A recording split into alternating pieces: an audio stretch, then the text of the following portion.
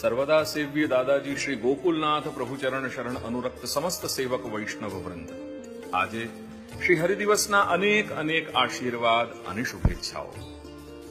પૂર્વ પીઠિકાની 5મી કડીમાં આપણે માર્ગ કે સાધન ભેદ તેમજ સર્ગ કે સૃષ્ટિ ભેદ વિશે આછો ખ્યાલ લીધો।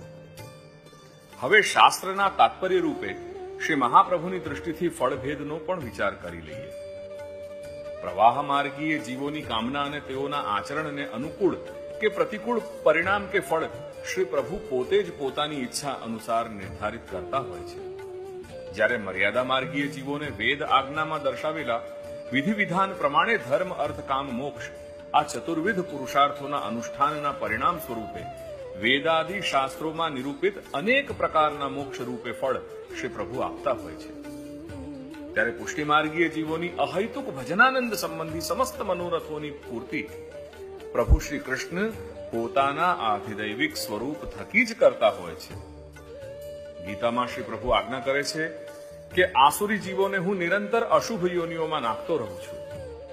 આ વચન પ્રમાણે નિરંતર અશુભ પ્રવાહ તરફ તણાતા પ્રવાહી જીવો ફલની દૃષ્ટિએ સુનિશ્ચિતપણાથી મર્યાદા માર્ગીય અને પુષ્ટિ માર્ગીય જીવોથી જુદા જ હોય છે। કારણ કે મર્યાદા માર્ગીય અને પુષ્ટિ માર્ગીયોને ભવ પ્રવાહથી છોડાવી અને મોક્ષ આપવામાં આવે છે।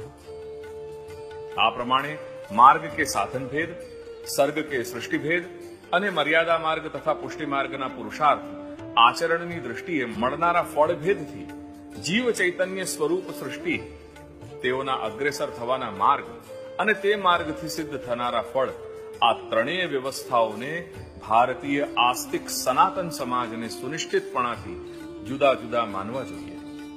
પ્રવાહ સૃષ્ટિ પોતાની સ્વાભાવિક મનોવૃત્તિથી અધોગામી અને મર્યાદા તથા પુષ્ટિ સૃષ્ટિ સ્વભાવતઃ ઊર્ધ્વગામી હોય છે, જેને આપણે ક્રમશઃ લોક પર્યવસાયની, મોક્ષ પર્યવસાયની અને નિત્ય લીલા પર્યવસાયની કહી શકીએ છીએ।